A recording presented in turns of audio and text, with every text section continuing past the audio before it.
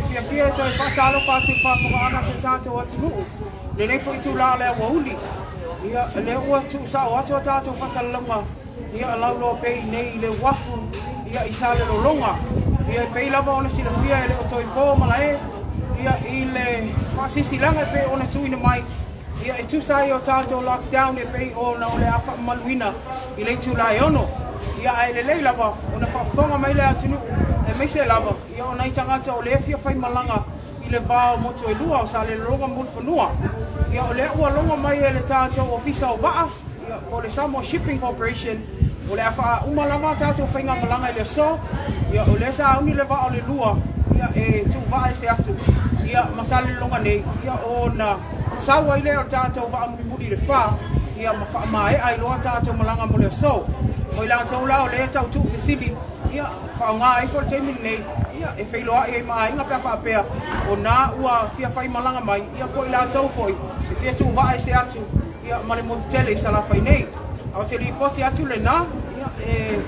i le tātou lockdown ia o pui puinga lava o tātou wha mai e pei ona longo mai ia o se fulu 5 tātou cases ia e leo se mea la aloto vai vai e tātou tau whai te talo i le lofa maleanga leo le tua ina ia whaalau ia ma tuina mai ona awa lofa i pui Samoa ia mai nei wha mai ia e pei ona o mai ia au se tala lata mai nai na o nanga lau lobe ia i nei mo te tele i sala whai